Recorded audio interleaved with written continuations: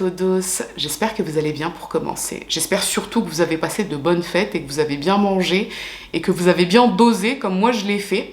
L'affaire d'aujourd'hui, je dois vous dire qu'elle est assez cocasse, mais avant de nous plonger dedans, laissez-moi vous présenter mon sponsor du jour, HelloFresh. Autant vous dire que je suis très contente qu'il me fasse de nouveau confiance, tout simplement parce qu'il tombe à pic. HelloFresh, beaucoup d'entre vous le connaissent déjà, c'est le leader mondial du kit repas. Ça signifie que vous choisissez des plats sur le site et on vous livre tous les ingrédients avec les recettes pour que vous puissiez les préparer et vous laisser transporter par de nouvelles recettes. Vous avez le choix entre différents styles alimentaires, végétarien, méditerranéen, rapido, bref, il y a du choix et surtout, c'est très abordable. Là, j'ai cuisiné des linguine à la burrata et à la crème de brocoli.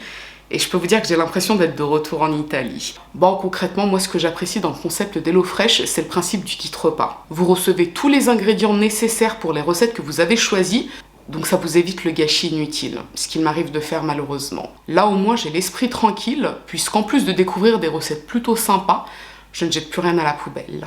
Pour le tester, il vous suffit de cliquer sur le lien qui est dans l'espace info et d'utiliser le code promo Boukasin 85. Grâce à ce code promo, vous pourrez bénéficier de 85 € de réduction sur vos 3 premières box. Et pour information, le code Boukasin 85 est également valable au Luxembourg et en Belgique. Et si vraiment vous avez besoin de faire une pause après l'avoir testé, vous pouvez tout simplement suspendre votre abonnement et vous le reprenez quand vous le souhaitez, sans aucune pression, puisque c'est sans engagement. De toute façon, je vous note tout dans l'espace info, le code promo, le lien pour se rendre sur le site et ce que je viens de vous dire à l'oral. Ce que je vous propose à présent, c'est de cesser les digressions ici et maintenant. Je vous laisse vous installer tranquillement et puis je vous dis à tout de suite. It'll be a good opportunity to remember the man that he was, the father that he was, the grandfather that he was. And the husband he was to Nancy. Because he was a good husband. Do you feel like justice has been served for your son? Absolutely. Absolutely. That was our prayer. We've had a lot of people praying for this trial all over the country. So I'm a big believer in prayer and I'm very, very thankful. L'histoire d'aujourd'hui se déroule en 2018 aux États-Unis, plus précisément à Portland, dans l'État de l'Oregon.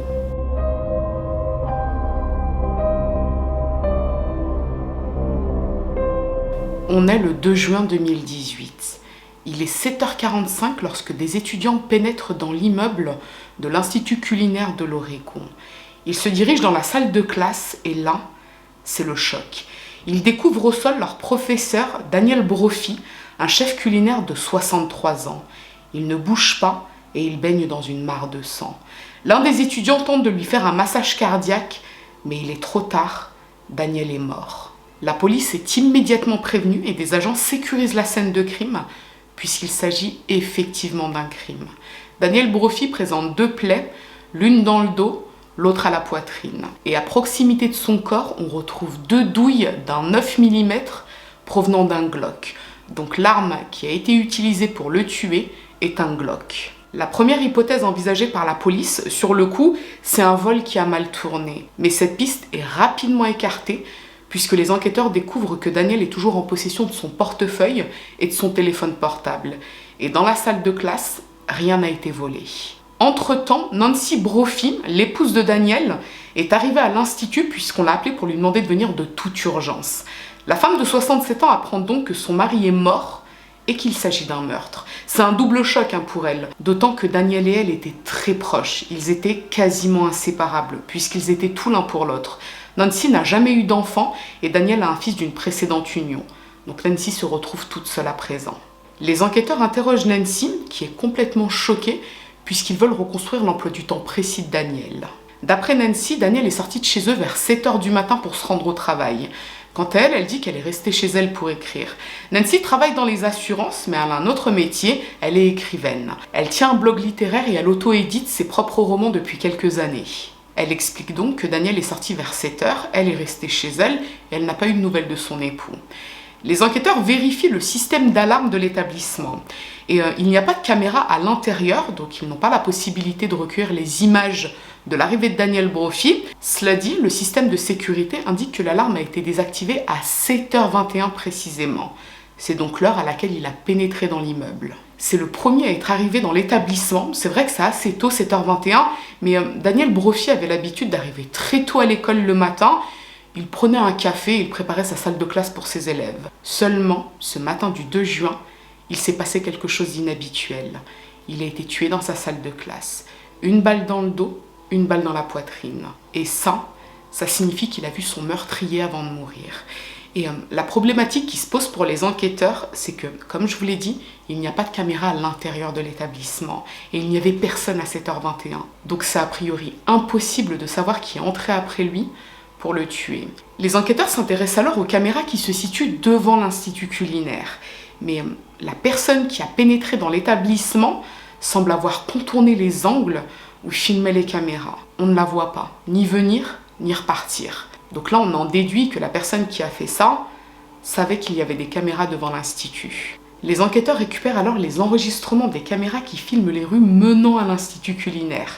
Ce qui les intéresse, ce sont les véhicules qui circulent à proximité de l'école entre 7h et 7h45. C'est une fourchette large, mais dans la mesure où les élèves sont arrivés à 7h45, ça signifie que le tueur est parti peu avant. Sur les images des caméras de surveillance devant l'Institut, on ne voit aucun piéton. Donc on en déduit que le tueur était en voiture, ce qui lui permettait de fuir la scène de crime rapidement sans être vu. Maintenant, il faut pouvoir remonter jusqu'au propriétaire des véhicules. Et ça prend du temps. Les jours passent et tandis que l'enquête se poursuit, la ville de Portland est choquée puisque Daniel Brophy, c'était un chef culinaire qui était relativement connu et qui était très apprécié de ses élèves, qui lui rendent d'ailleurs un dernier hommage lors de ses funérailles.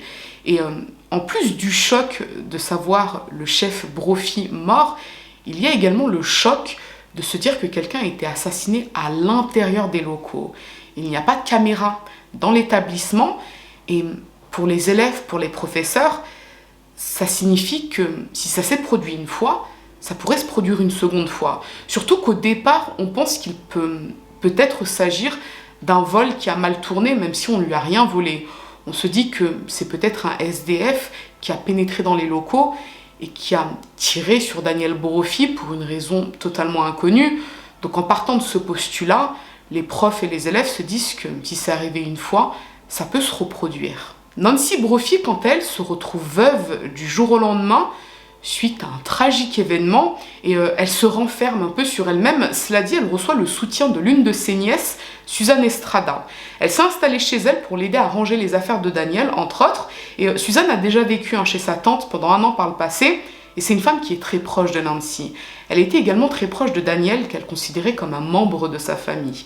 Nancy et Daniel ont toujours envoyé l'image d'un couple parfait, 2 vieilles personnes qui étaient tout l'une pour l'autre et qui souhaitaient vieillir ensemble. Donc autant vous dire que Nancy est dans un triste état, elle ne sort plus de chez elle, elle se renferme.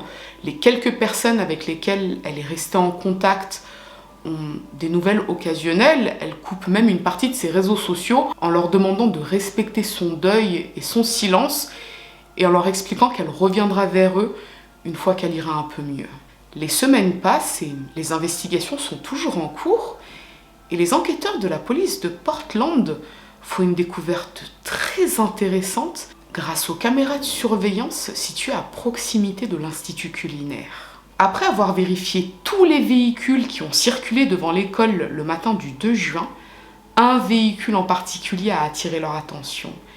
Il s'agit d'un minivan Toyota qui a longé la rue pour se rendre à l'Institut à 7h08 puis qui a pris le sens inverse à 7h28. Ça, c'est une piste très intéressante, puisque ça couvre la fourchette durant laquelle Daniel a été tué. Le véhicule en question est un minivan de la marque Toyota, le même modèle que celui de Nancy Brophy. Il vérifie la plaque d'immatriculation, c'est effectivement celui de Nancy Brophy. Les enquêteurs sont très étonnés puisque Nancy leur a dit que le matin du 2 juin, elle n'a pas quitté son domicile. Elle a écrit toute la matinée. Pourquoi aurait-elle menti ? Il ne s'agit pas d'un mensonge anodin ou d'un mensonge d'inattention puisque Nancy a été auditionnée quelques heures après la découverte du corps de Daniel Brophy. Et c'est là qu'elle leur a fourni son emploi du temps. Donc c'était forcément intentionnel. Comment aurait-elle pu oublier ce qu'elle avait fait quelques heures plus tôt ? Nancy Brophy devient donc la suspecte numéro 1. Les enquêteurs creusent cette piste pendant plusieurs semaines et à force de chercher, ils découvrent quelque chose d'assez cocasse. Comme je vous l'ai dit précédemment, Nancy est écrivaine. Elle auto-édite ses propres romans. Et elle tient également un blog littéraire. Et dans son blog littéraire, elle publie des essais, des articles. Et l'un de ses textes publiés en 2011 s'intitule « Comment tuer son mari ?» Nancy Brophy a-t-elle vraiment écrit le mode d'emploi pour tuer son époux quelques années avant le meurtre du sien? Mais qui est cette femme?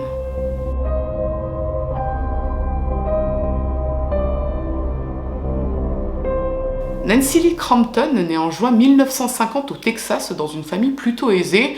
Ses deux parents étaient avocats. Elle grandit à Wichita et en 1968, elle intègre l'université de Houston dans un cursus d'économie. Après l'obtention de son diplôme, elle épouse un agent de police, mais le couple divorce peu après. On ne connaît pas les tenants et les aboutissants de cette histoire, mais son ancien mari semble être toujours vivant. En 1990, alors qu'elle est âgée de 40 ans, elle quitte le Texas pour prendre un nouveau départ. Elle s'installe dans l'Oregon. Là, elle s'inscrit à des cours de cuisine dans un institut culinaire et c'est à cette occasion qu'elle rencontre Daniel Brophy. Il a 37 ans, il vient tout juste d'intégrer l'institut comme professeur. Daniel est marié, il est père de famille et le courant passe plutôt bien entre les deux, à tel point qu'ils deviennent très amis. Entre-temps, Daniel ouvre un restaurant dans le nord de Portland en plus de son activité de professeur. Et son resto fonctionne plutôt bien puisqu'il génère plus de 400 000 $ de revenus annuels, en plus des revenus de professeur que gagne Daniel. Alors c'est pas un homme aux ressources illimitées, mais on peut dire qu'il est plutôt en place. En 1994, Daniel prend une décision assez lourde de conséquences puisqu'il divorce de son épouse. Et dans la foulée, il s'installe avec sa nouvelle compagne à Beaverton, Nancy Crampton. Alors c'est une décision qui a été lourde de conséquences puisque à la suite du divorce, il a également rompu les liens avec son fils Nathaniel qui était âgé de 13 ans et ça a été très difficile à vivre pour le jeune Nathaniel qui était extrêmement proche de son père à tel point qu'il a demandé à se faire retirer officiellement le nom de famille de son père, donc Brophy, pour pouvoir porter celui de sa mère. Quoi qu'il en soit, 5 ans plus tard, Daniel et Nancy, qui vivent toujours ensemble, organisent une cérémonie de mariage mais sans se marier officiellement. Donc ils invitent leurs amis, leurs proches, afin de célébrer leur union, mais sans l'officialiser. Est-ce que la décision de ne pas officialiser cette union venait de Daniel? Est-ce que ça venait de Nancy? On ne sait pas vraiment. Toujours est-il que le couple semble très heureux, très amoureux. Ils sont inséparables dans la vie personnelle comme dans la vie professionnelle, puisque Nancy devient responsable du restaurant de Daniel. Elle avait obtenu son diplôme à l'Institut culinaire quelques années plus tôt, donc Daniel a considéré qu'elle était parfaitement légitime pour gérer son restaurant. Mais en 2001, le resto connaît un revers à la suite du 11 septembre. Le chiffre d'affaires dégringole, à tel point que Daniel est obligé de licencier la moitié de ses employés. Nancy quitte à son tour le restaurant, puisque ce poste semblait trop contraignant pour elle, beaucoup trop fatigant. Cet épisode a profondément marqué Daniel, puisque pour lui, ce restaurant, c'était son bébé, sa consécration. Cela dit, c'est durant cette période qu'il renoue avec son fils Nathaniel. Comme je vous l'ai dit, Nathaniel avait changé son nom de famille à la suite du divorce de ses parents. Il en voulait énormément à son père puisqu'ils étaient très proches. Et durant cette période, lui et Nathaniel se retrouvent grâce à une connaissance en commun et ils renouent doucement mais sûrement les mêmes liens qu'ils avaient pu avoir par le passé. Les années qui suivent, Daniel travaille d'arrache-pied pour éviter la faillite définitive de son restaurant. Mais en parallèle, il continue d'enseigner. En 2006, il intègre l'Institut culinaire de l'Oregon. C'est un homme expérimenté et très talentueux. Il a obtenu son diplôme en 1976 et depuis, il ne cesse d'enseigner la cuisine. Il est expert en biologie marine et en champignons, c'est également une sorte de fermier puisqu'il a des poules dans la cour de sa maison. Il organise des excursions avec ses élèves et tous ses élèves sont unanimes sur un point. C'est un professeur qui peut parfois se montrer très dur avec eux, mais qui est profondément humain. Nancy, de son côté, s'est réorientée dans un travail un peu plus administratif. Elle vend des polices d'assurance à la commission. C'est un travail qui est plus souple et ça lui permet de mettre un peu de beurre dans les épinards. Mais ce travail, ce n'est pas ce dont elle rêve. Nancy a une passion, l'écriture. Elle est inscrite depuis 2003 dans une association d'écrivains locaux et avec eux, elle partage sa passion pour l'écriture. Elle a même ouvert un blog littéraire dans lequel elle publie des essais, des articles, des textes qui traitent essentiellement d'amour, fictive ou autobiographique. Et dans l'un de ses textes, elle explique les qualités de Danielle. Elle raconte entre autres la façon dont elle est éperdument tombée amoureuse et comment elle a su qu'il était le bon. En 2011, elle publie son fameux texte « Comment tuer son mari ». Je vais vous lire que quelques passages parce qu'il est quand même assez long. C'est parti. En tant qu'auteur de thrillers romantiques, je passe beaucoup de temps à penser au meurtre et par conséquent à l'enquête policière. Après tout, si le meurtre est censé me libérer, je ne veux certainement pas passer du temps en prison. Et permettez-moi de le dire clairement, je n'aime pas les combinaisons et l'orange n'est pas ma couleur. À présent, elle va nous fournir les motifs qui peuvent nous amener à vouloir tuer notre mari. Alors, le premier motif, financier. Le divorce coûte cher. Et avez-vous vraiment envie de partager vos biens ? Ou, si vous vous êtes marié pour l'argent, n'avez-vous pas droit à la totalité de celui-ci ? L'inconvénient est que la police n'est pas stupide. Vous êtes le premier suspect. Il faut donc être organisé, impitoyable et très malin. Des maris ont déjà disparu de bateaux de croisière. Pourquoi pas le vôtre ? Autre motif, l'adultère, la tromperie. Dans la colère, vous lui frappez la tête ou le poignardez avec un couteau de cuisine. La plupart du temps, il y a une piste qui mène directement à vous. Chaque meurtre laisse des indices. Un crime passionnel n'a pas l'air d'avoir été commis par un étranger. Et que reste-t-il pour nettoyer le sang de votre moquette ? Autre motif, le fait que vous ayez des sentiments pour quelqu'un d'autre. Disons que votre église désapprouve le divorce. Vous devez être veuve pour ne pas tomber en disgrâce. Je dois dire que cela aide si vous n'êtes pas trop accablé par les 10 commandements. À présent, elle nous parle des méthodes pour tuer son mari. Pistolet. Bruyant, salissant, nécessite une certaine habileté. S'il faut 10 tirs pour que cet idiot meure, soit vous visez mal, soit il est drogué. Couteau. Très personnel, du sang partout, derk. Garrot. Quelle force faut-il dans le haut du corps pour étrangler quelqu'un ? Objet lourd aléatoire. Il s'agit généralement de frapper quelqu'un avec une batte de baseball ou une clé à pipe que vous avez en main. Poison. Considéré comme une arme de femme. L'arsenic est facile à obtenir et pire, facile à tracer. Il faut 1 mois ou 2 pour tuer quelqu'un. En plus, ils sont malades pendant tout ce temps. Qui veut traîner avec un mari malade ? Je trouve qu'il est plus facile de souhaiter la mort des gens que de les tuer réellement. Mais ce que je sais du meurtre, c'est que chacun d'entre nous en est capable quand on le pousse à bout. Waouh, voilà une idée pour une nouvelle histoire. En plus de ses essais, on va dire, assez instructifs, Nancy écrit également des romans, des histoires d'amour maudites. Et dans certaines d'entre elles, il est question de beaux gosses, de femmes esselées et d'assurance vie. En 2013, Nancy auto-édite son premier roman qui marque le début d'une série de 6 livres, Wrong Never Felt So Right.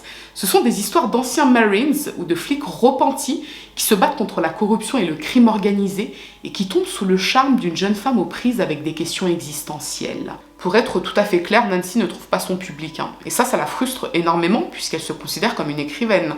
Son travail de vendeuse de police d'assurance, ce n'est pas ce qui la caractérise. Elle continue néanmoins d'écrire dans l'espoir de trouver l'histoire qui la fera sortir du lot. En attendant, elle a le soutien de son époux Daniel. Vu de l'extérieur, Daniel et Nancy semblent vraiment heureux ensemble. Les voisins les voient comme un couple gentil, sans histoire. D'ailleurs, en 2016, Daniel et Nancy se marient officiellement. Nancy Crampton devient donc Nancy Brophy. Voilà donc la veuve éplorée sur laquelle la police de Portland enquête. Une femme qui se rêve écrivain et qui est fascinée par le crime. Les enquêteurs ne lâchent pas cette piste. Ils sont très intrigués par cette histoire de blog. Une femme dont l'époux vient d'être assassiné a écrit quelques années plus tôt un article dans lequel elle explique comment tuer son époux. Chelou. Tout en sachant que son véhicule a été filmé à proximité de l'endroit où il a été assassiné, le matin du meurtre. Encore plus chelou. Et durant 3 mois, ils vont creuser cette piste et ils vont découvrir tout un tas d'éléments très intéressants. Tout d'abord, les finances du couple. Depuis 2016, Daniel et Nancy avaient de très gros problèmes d'argent, ils étaient même endettés, à tel point qu'en 2017, Nancy avait réclamé par anticipation une partie de son épargne retraite. Puis quelques mois après, c'est Daniel qui avait à son tour réclamé une partie de son épargne retraite, environ 40 000 $.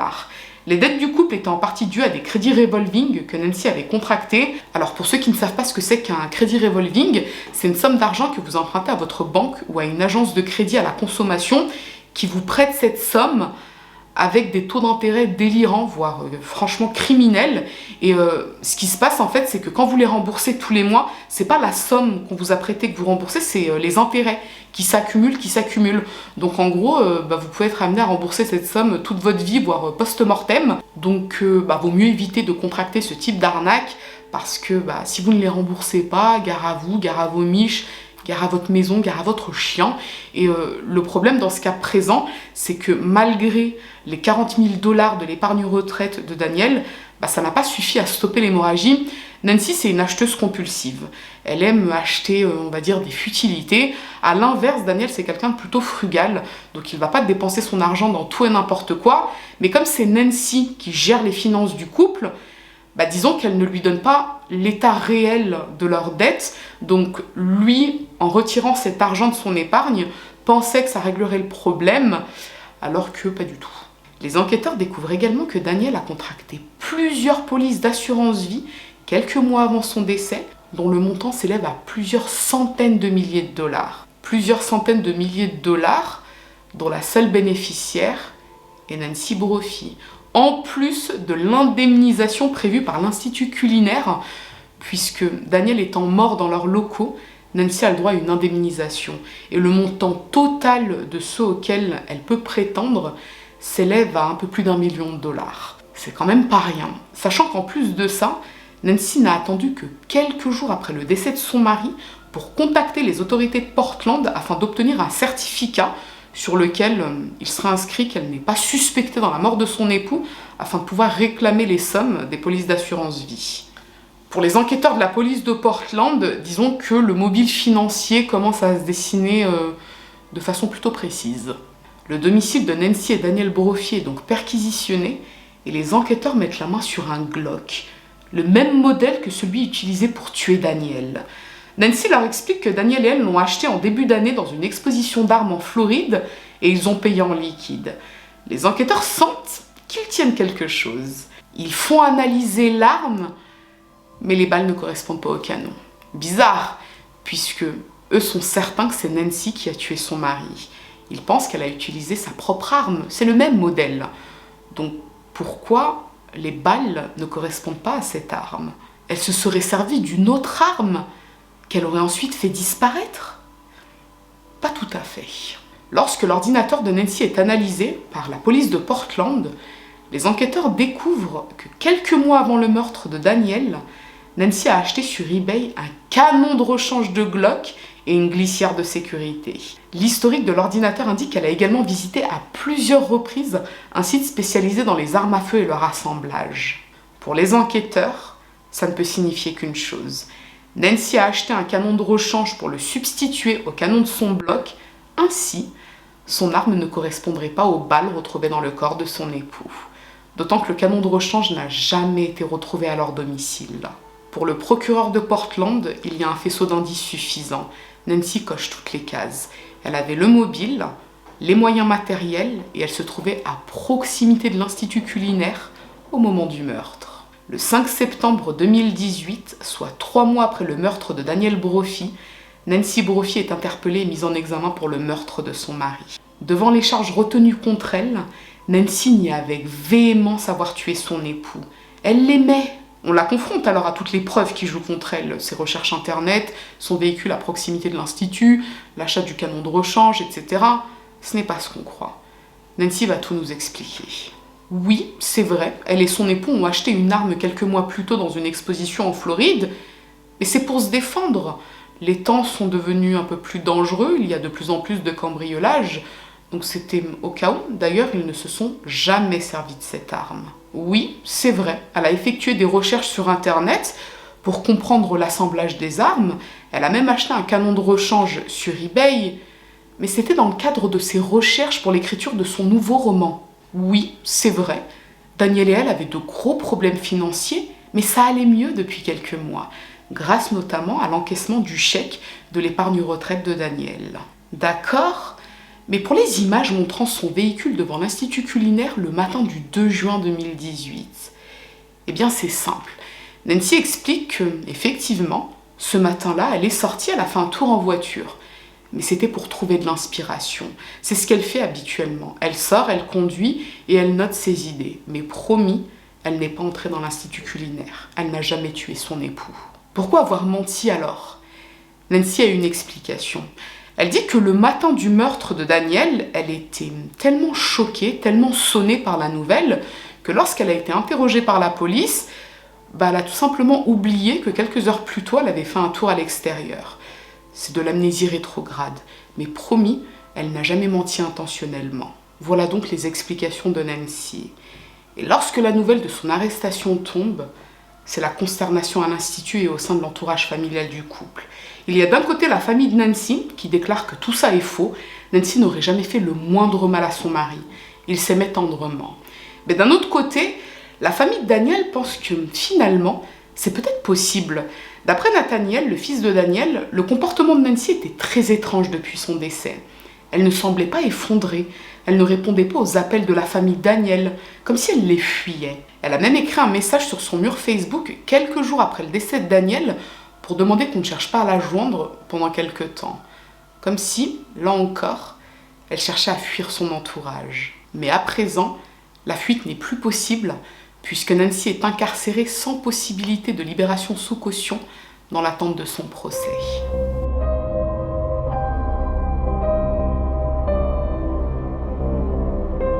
Le procès de Nancy Crampton Brophy s'ouvre le 4 avril 2022 dans le comté de Multnomah en Oregon.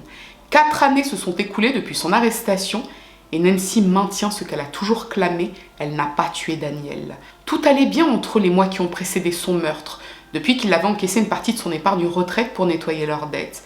Elle n'avait donc aucune raison de le tuer. Il s'agit du crime d'un rôdeur. Et si elle a menti à la police lors de son premier interrogatoire en juin 2018, ce n'était pas intentionnel, c'était à cause du choc. Elle revient d'ailleurs sur les images de vidéosurveillance qui ont filmé son véhicule à proximité de l'Institut le matin du 2 juin 2018. Et Nancy ne se souvient plus de grand-chose à cause du choc, à cause de son âge, à cause du temps qui a passé. Cela dit, elle précise qu'à l'époque, elle avait une routine. Elle sortait le matin tôt pour aller prendre un café à Starbucks et ensuite elle faisait un tour en voiture, elle allait se poser dans un parc pour réfléchir, pour avoir de l'inspiration, puis elle rentrait chez elle. Donc elle explique que ce matin-là, c'est certainement ce qu'elle a fait. Elle s'est rendue au Starbucks comme elle le faisait habituellement. Elle a fait un tour dans le quartier, elle est passée devant l'Institut, elle est partie se poser au parc, puis elle est rentrée chez elle. Donc vous l'aurez compris, elle plaide non coupable. Le procureur maintient lui aussi ses affirmations. Nancy a tué son époux pour l'argent. On parle quand même de plus d'1 million de dollars en police d'assurance vie et en indemnisation de l'Institut culinaire. Ajoutez à ça la maison du couple, dont elle était l'unique propriétaire puisqu'elle l'a vendue entre-temps et dont le montant s'élevait peut-être à 400 ou 500 000 dollars. Et durant plusieurs jours, les témoignages à charge se succèdent. Je ne vais pas vous parler de tous les éléments, mais des plus importants, on va dire. Il y a par exemple le témoignage du détective de la police de Portland. 2 jours seulement après le meurtre de Daniel, Nancy l'a contacté pour obtenir une attestation certifiant qu'elle n'était pas suspecte dans le décès de son époux. Ce document était capital pour qu'elle puisse obtenir les indemnités des assurances vie. 2 jours, ça fait mauvaise impression. Il y a également le témoignage de Karen Brophy, la mère de Daniel. Et ce qu'elle a à dire est très intéressant. Le matin du 2 juin 2018, Nancy l'a appelé pour lui dire qu'elle se trouvait à l'Institut culinaire et que Daniel avait été tué par balle. Or, au moment de passer le coup de fil, Nancy ne savait pas encore que Daniel était mort et qu'il avait été tué par balle. L'Institut l'avait contactée dans la matinée pour qu'elle se rende sur place, mais on ne lui avait pas encore dit précisément ce qu'il s'était passé. Donc comment pouvait-elle savoir que Daniel était mort et par balle qui plus est? Ça, c'est bizarre. Nancy a une explication. Elle raconte que le matin du 2 juin 2018, lorsqu'elle s'est rendue à l'Institut, les gens étaient déjà au courant que quelqu'un était mort à l'intérieur de l'établissement et que cette personne avait reçu des coups de feu.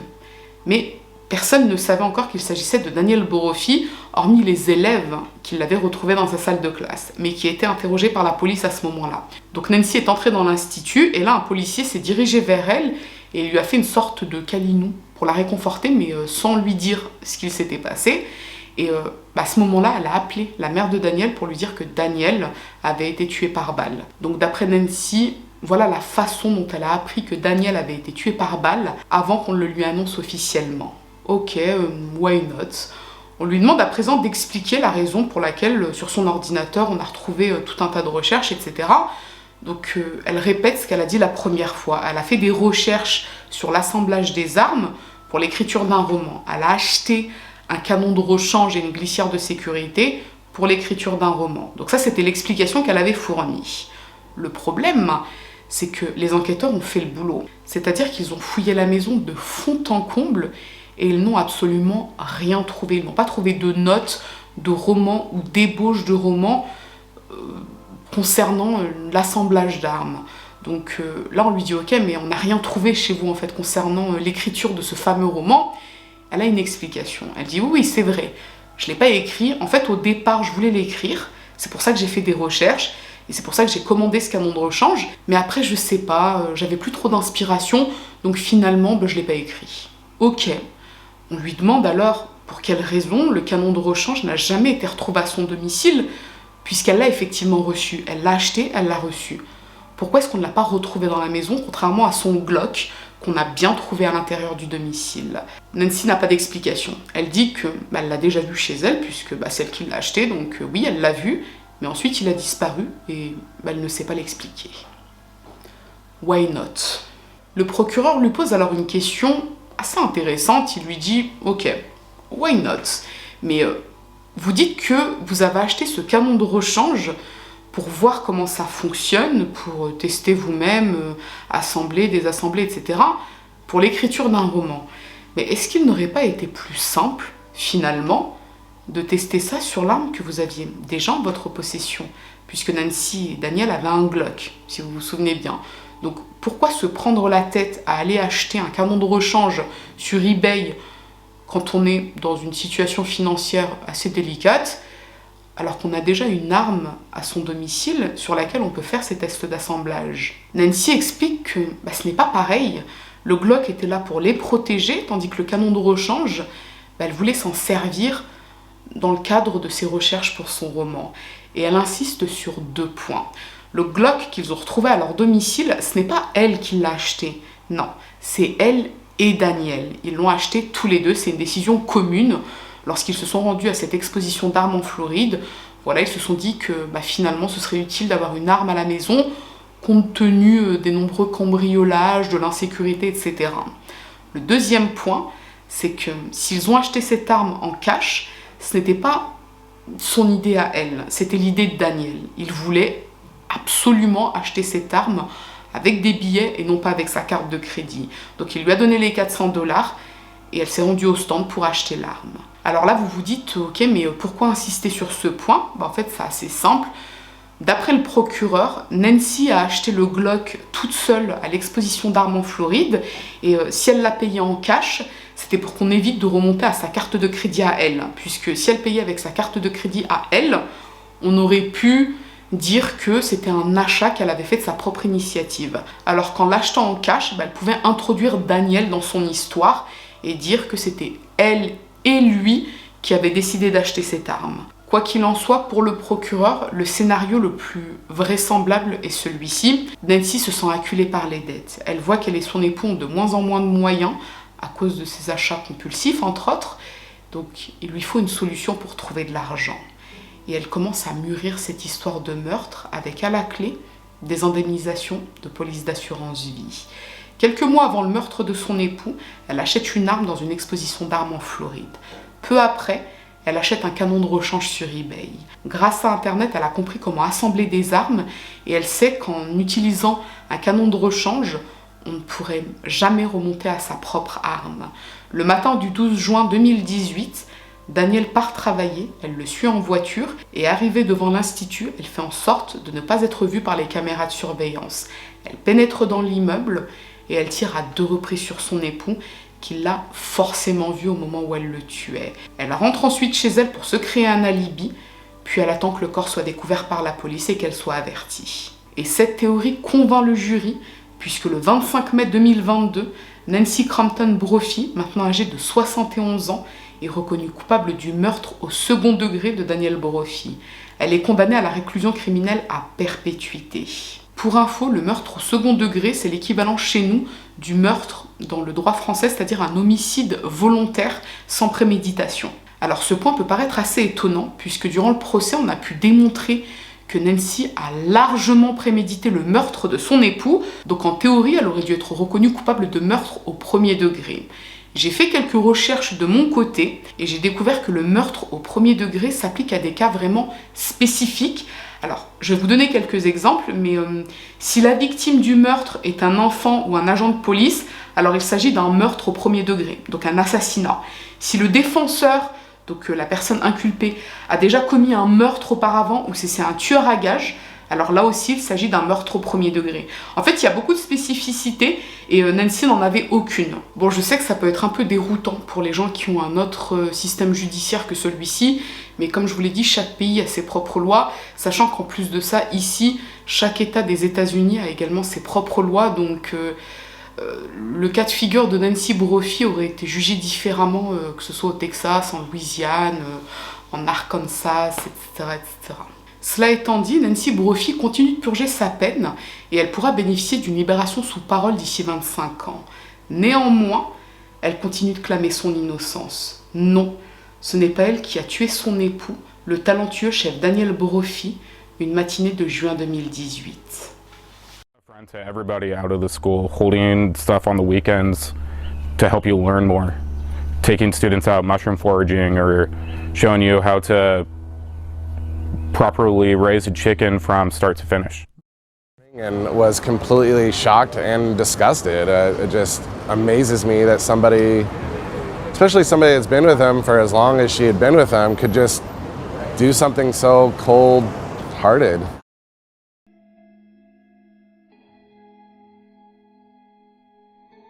Bon, et bien, si vous en êtes à cette partie, j'en suis ravie, parce que ça signifie que vous avez regardé l'entièreté de la vidéo.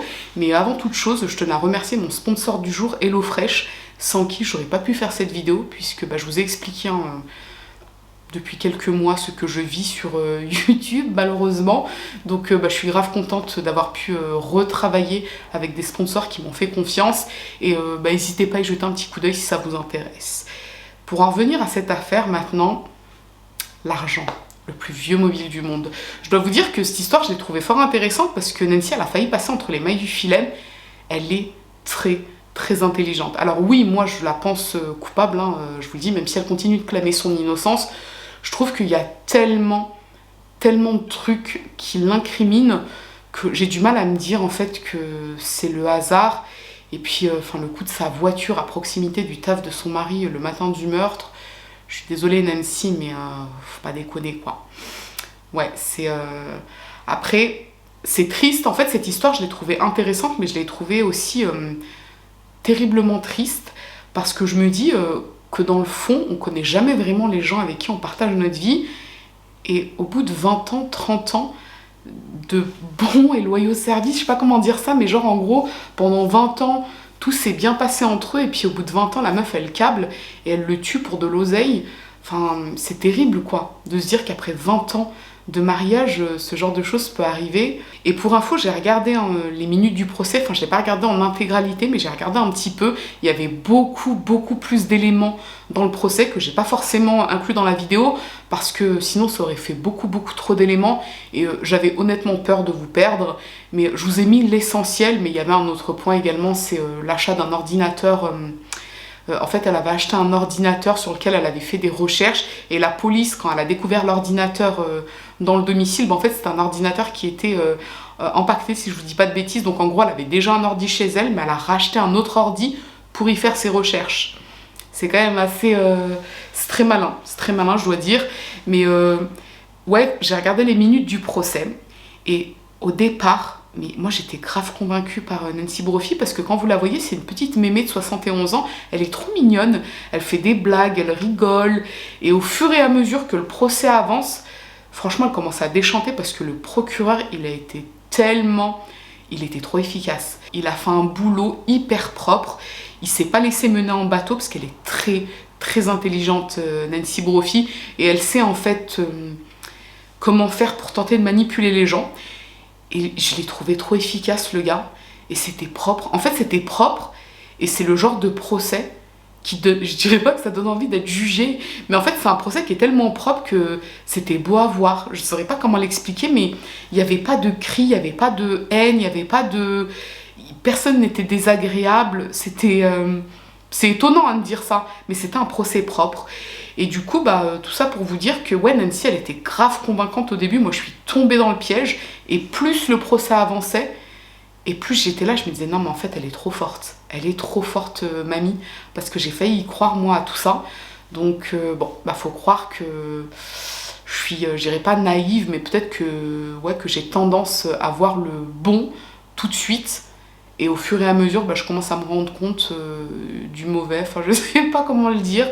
Mais voilà. Écoutez, j'espère sinon que votre rentrée s'est bien passée, que vous avez passé de bonnes fêtes, que vous avez bien mangé, que vous avez vu des gens que vous appréciez, que vous aimez. Et puis, je pense que je vais m'arrêter là, parce que je suis en train de regarder un vieil épisode de l'émission Striptease. Alors, il n'y a que les Français, je pense, qui connaissent cette émission. Peut-être les francophones, mais frontaliers du type Belgique et Suisse. Striptease, c'est une émission française qui passait dans les années 90 et 2000. Mais après, je sais pas, parce que comme j'ai pas de télé depuis de très nombreuses années, je sais pas quand est-ce que ça s'est arrêté. Et en fait, j'aime bien regarder des vieux épisodes de l'émission Striptease. Alors, ça n'a rien à voir avec le striptease. En fait, c'est, on va dire, les premières téléréalités françaises. Mais les vraies téléréalités, c'est on suit des gens, en fait, dans leur quotidien. Et il n'y a pas d'intervention de la part des journalistes ou qu'est-ce. En fait, les gens vivent et on les suit dans des situations particulières. Et là, j'en suis à l'épisode... mais peut-être qu'il y en a qui vont savoir. J'en suis à l'épisode de Modestine. Vous savez, Modestine à la ferme, là, qui veut récupérer l'exploitation de son mari qui est décédé peu avant. Donc, je vais retourner finir mes épisodes de striptease. Et ce que je vous propose, c'est que si cette affaire vous a intéressé, à défaut de vous avoir plu, n'hésitez pas à me mettre un petit j'aime sous la vidéo. Mais surtout, n'hésitez pas à vous abonner, c'est encore mieux. Je vous dis à très bientôt.